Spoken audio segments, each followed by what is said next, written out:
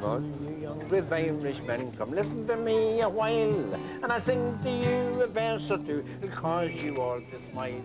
It's all about a young man who was born there next day, and like a child he was beguiled with whiskey in the tea. Oh, it wasn't the boys from Shercock, not the boys from Bella Bay, but the Dale men from Crossmaglen, whiskey in me tea. I've been a great teetotaler for many a year and more. The people, they respected me for decent clothes I wore. The first thing ever I smuggled was a sheep. And I had it 3 months on this side of the border and couldn't sell it. I had to bring it back and sell it in Castleblaney at the same price as I paid for it. Tarek across the cross, but then whether there's the more rogues than honest man. Oh, the trotting horse originated from Crossmaglen, sure. They had to drive the Newry before the buses ever come here for the... Even the post used to come to Crossmaglen with the trotting horse. They were good crack, you know, on the fair in general. I'm not talking about drinking now, I'm not talking about people getting drunk and fighting. You know that every fair day. You had to have that.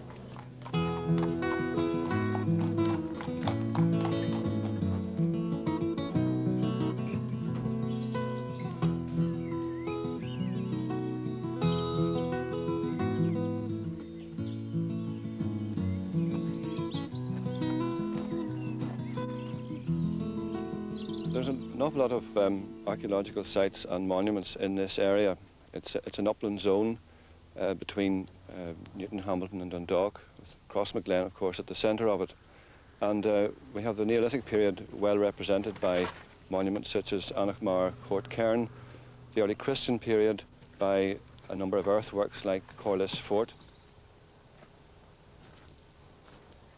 The earliest church settlement here was founded by a Scottish-Irish religious community called the Culdees, who came here, in the early Middle Ages, and founded what was undoubtedly a monastic settlement. And the prior of the Culdees became a very senior member of the Cathedral Chapter of Armagh. The clan of the O'Neills, the tribe of the O'Neills, who buried here, they invaded South Armagh, and they built a church here in 1490, roughly around that time. I suppose one could say, we were just talking about the O'Neill family, that the erection of the church here was primarily due to the arrival of the O'Neills. Yes, they were a very expanding family, might I call them. Some of the branches went, of course, into County Antrim, the Clannaboy branch, and the branch that came down here became known as the O'Neills of the Fuse. The Fuse was the old name for this area, meaning the woods. It was a very well-wooded country. And they would have come down here, well, roughly about the first half of the 15th century. The leader of that group was a Hugh. They were in a kind of in-between territory here, and that shows, of course, in their political attitudes. Whenever Dublin Castle was making war on O'Neill of Tyrone, sometimes they backed him, sometimes they backed the castle. And of course they began to bury their dead in Cregan Churchyard. The church at that time, I think, was probably diagonally situated, the other way around. And here we would have been in the altar area. And the vault here of the O'Neills was lost from about the early 19th century until back around 1969-70. In fact, Jem over there was one of the people. I think he was the person mainly responsible for finding it. In 1969, some of us took, we got into our head that we should do something about Cregan Churchyard. It was a wilderness. There was two of us working down the churchyard, myself and Michael Herty. We were shoveling in, levelling up, and there was a tractor here, and the driver backed up here to take stuff away with the tiller, and a wheel stuck. He called us up, so there it was the O'Neill vault. We went down into it and found the O'Neill vault, found the skulls. Do you remember the number of skulls we found? I think up in 100. Yeah, it was certainly over 70. You know, some of them, pretty well preserved. Some of them had great teeth, I remember that about them. Are you down among the skulls? Yes, I'm down among the skulls.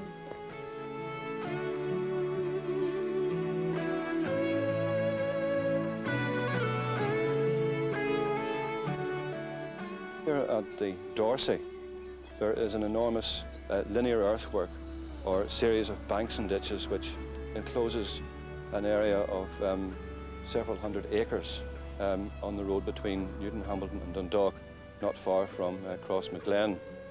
Now, people for years have speculated about what this series of enigmatic earthworks might be. And the assumption until recently has been that it was some kind of enormous fort or enclosure dating from the early Iron Age, the time of the hero tales of the Ulster cycle, when raided cattle might have been corralled in here. About 10 years ago, we were fortunate to have an opportunity to excavate part of the enclosure, and at that time a number of oak posts was recovered, and these were dated using dendrochronology in Queen's University to around about 90 BC. Obviously we have to assume that the palisade which these oak posts represented was built at the same time as the embankments themselves.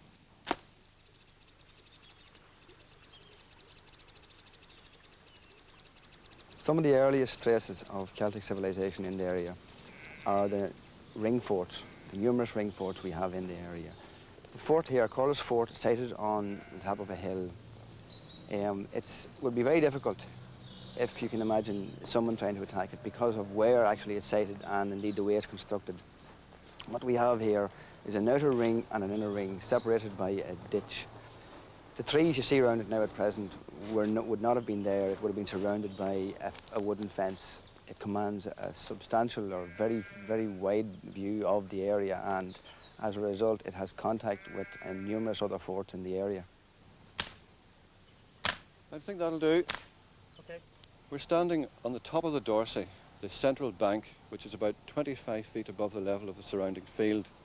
On either side of the bank there's a deep ditch, and the whole earthwork runs for about a quarter of a mile right over the ridge between the two bogs, one on each side, and it effectively blocked any ancient routeway that might have come along the top of the ridge here.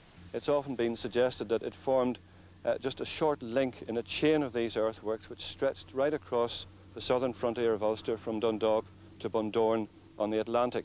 This suggested a coast-to-coast frontier called the Black Pig's Dyke is not completely continuous like the Great Wall of China or even Hadrian's Wall. It runs between natural obstacles like forests, bogs and lakes, and its route was carefully chosen to minimise the amount of actual earthwork which needed to be constructed in order to screen off and blank off all the routeways which led into the north.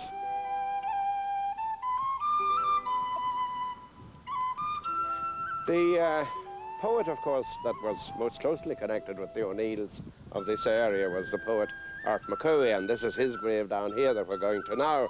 North Louth and South Armagh was a great centre of Gaelic tradition, particularly in the 18th century. McCooey here would have been born about the 1730s, I think. And, well, he had, of course, a rather troubled career here. He was expelled from the area for a while, but he was remembered afterwards as the man who wrote what became known as the national anthem of South Ulster, his poem about Cregan.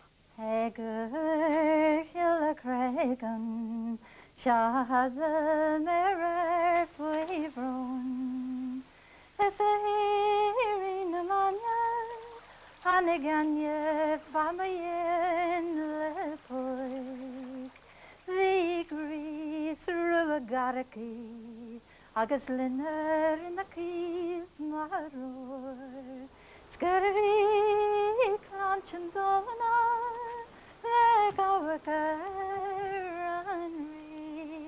and I le harni na catcher hasinya. Let's go over to the Johnson grave, because Johnson of the Fuse was roughly contemporary with Art McCooey.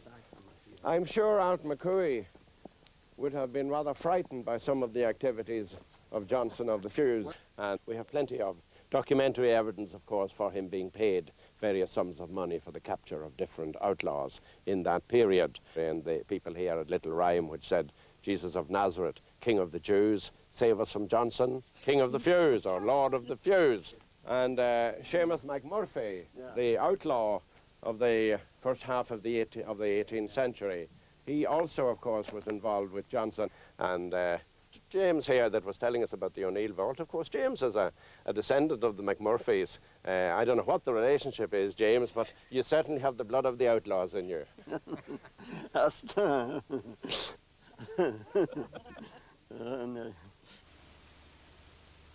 Okay, got that. Right. You wouldn't believe it, but the ditch is about 20 metres wide and 5 metres deep just at this point. We haven't climbed it.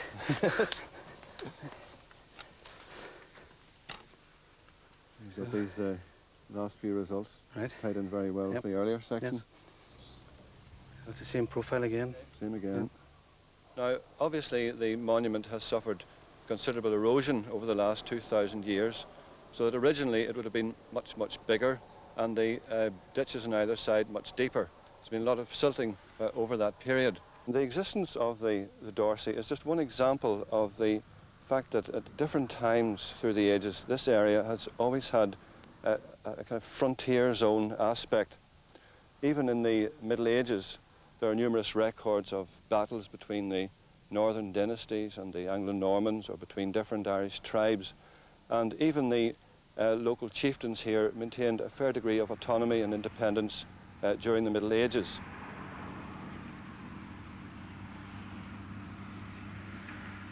My recollection of the first idea of Crossmaglen Fair was when I was about 10 to 12.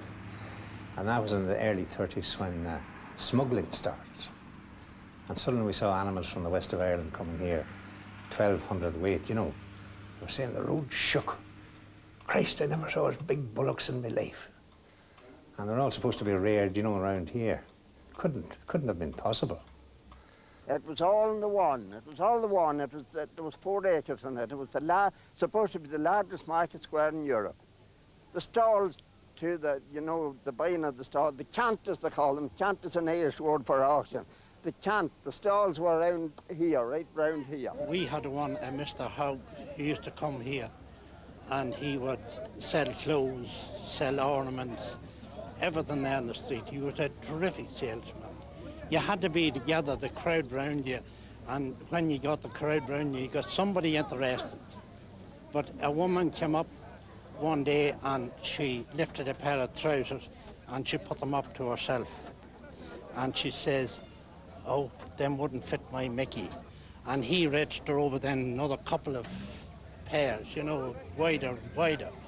And she put them up again and, "Oh, them wouldn't fit my Mickey." And eventually, anyhow, he had no more bigger pairs and he was stuck. And when she was walking away, he says, "Tell me, ma'am, would your Mickey be in full?" So they had their moments. Yeah, it was a day out. Everybody enjoyed it. Possibly came home drunk in the evening, but who cares? Coming up to Christmas, in the mouth of Christmas, you would have a lot of people in the town with horses. And being that time of year, after maybe a couple of hours in the pub, they would be sort of well on. But the younger people used to come out and remove one man's horse from somebody else's trap and swap them around. And of course, horses would know their own way home. People coming out maybe after closing time would be, well, slightly inebriated maybe and a bit sleepy going home. And of course, the wrong horse was in your trap and he would trot you home to the wrong house. And the same thing would happen vice versa with the other people. So you can imagine the crack.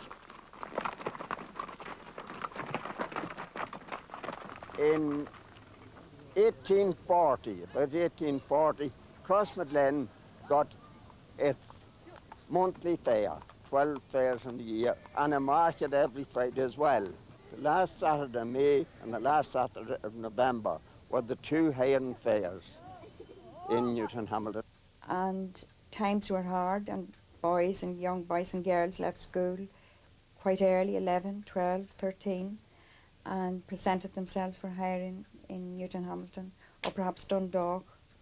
And when they made the bargain with the farmer who was hiring them, there was earnest money passed, and that was a legal binding thing. And actually they were almost owned by that man.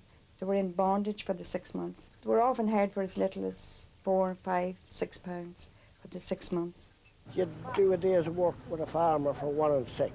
and maybe not get it when the day was up. You had to suffer out. So there was ups and downs, he says, and here we are again. A ploughman was the elite among the hired men. Once a ploughman had made his name, he could command more money then. A farmer who employed a ploughman would also probably have 3 or 4 other people working, like a yard man, and 2 or 3 in the field. There was a certain pride among that type of farmer to have nice straight drills, straight furrows, and often the ploughman was approached long before his term was up to go to somebody else. So in that way he could ask for more money and get it. He still had a hard life, still had to get up very early in the morning to feed his horses and groom them and have them ready for ploughing during the summer the same.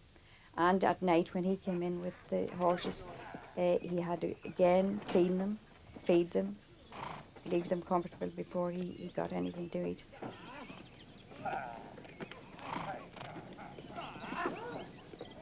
I remember when I was very small watching horses. Horses were always a great feature of Crossmaglen Fair. The reason being that I think in the First War they were collecting horses for the various continental armies, including the Greece and Egypt and places like that. And the Moy and Crossmaglen were 2 places where horse dealers came.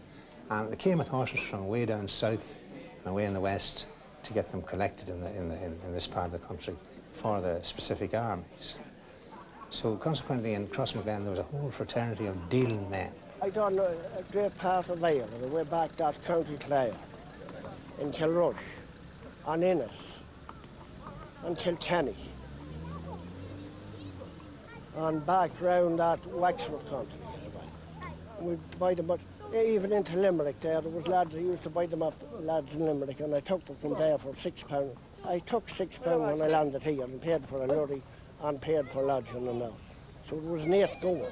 But 500 horses in every fair. There are plenty of deal men to buy them and plenty of farmers to buy them. Our fairs will be on there in October, September and October. Mares and foals, the makings of a horse. But the farmers would buy them and feed them on and get them ready for these English men and Belgian men coming over. And the Dublin men used to be there too, all buying for the big heavy horses for the dogs. Well, I'll tell you what, Dave, I done. I showed horses here, 47, and good fairs of horses. Now, there's people to buy horses, but you have no one today. No one walking horses now. All you have now, look around. It's famous because you could buy anything. You could buy from a needle, from an iron needle to a horse that would do anything in the world of God, only work. And that horse be only worth about 150. And you'd have bid him 100 quid for the horse to buy for 150. And one man said, take yourself away and I'll give you a tip of this pole. And maybe you had to throw off the coat and give him a thump or 2. when we're going to come to bait, yeah, but yeah, it happened with every day man. Well, I used to go with my father to all the fairs and enjoy the crack in the listen to the guinea hunters making the price. They were very famous men in those days. They were all like specialists. A guinea hunter is a fellow who intervenes in a deal. 2 people are trying to make a deal and they can't agree. So he comes in between and his reward should be a guinea at the end of the deal. So there were several guinea hunters in this town. Wait for a minute. Huh? Buy the filly out of him. I will if you won't sell it for me. Well, how much you give him for the filly? Juice, 200. Oh, no, Not them. Well, no, that. Come on, back. I'd sell him 1,200 or 2. Put me right. If I ask you wrong, put me right. At least it's a filly you're getting, it's not a cow. The whole folklore connected with dealing in Crossmaglen. You know the old song, you know, it wasn't the men from Sharkock or the boys from Ballabay. Oh, I've been a great teetotaler for many a year or more. And the people all respected me for decent clothes I wore. The people, they enjoyed with me till one unlucky day. like a child, I was beguiled with a whiskey in me day. Oh, it wasn't the boys from Shercock, no, the boys of Bella Bay. The dealing men from Crossmaglen, whiskey in me day. So all you young brave Irishmen, come listen to me a while. I'll sing to you this verse or two to call you all to smile. I'll sing to you this verse or two about that lucky day when, like a child, I was beguiled with a whiskey in me day. Oh, it wasn't the shouts of Shercock, no, the boys from Bella Bay. Oh, it wasn't Cormac Duffy, no, it wasn't old James Bray. Oh, it wasn't Cormac Duffy, or the boys from Bella Bay. It was Johnny Coy, the tricky boy, for the whiskey in me day. Oh. I think, you know, an awful lot of confidence tricks in the dealing world. Saying you had an old horse with a side bone. There's a lovely thing that, there's what you call a crib biter. Now, a crib biter was a horse that would take the manger in front of him in his mouth and suck in air till he nearly explode. They call that a crib biter. That's the polite veterinary name for it. But there's a man bought one of them down the road here one time, and he came back the next week to the dealer in Cross, and the dealer says, "What's wrong with her? She's a first-class mare, that." "She bit a stick," he says. Instead of holding their eyebrows there, they get bug marbles when they be getting old, you see. If you stuck a pin down and blew down, you'd fill up his eyebrows, and that'll make him younger. Here you've all different breeds of horses here, ponies, piebalds, Clydesdales, and all the different types. But it's good to see it. It's a long time since there was as many horses in this fair.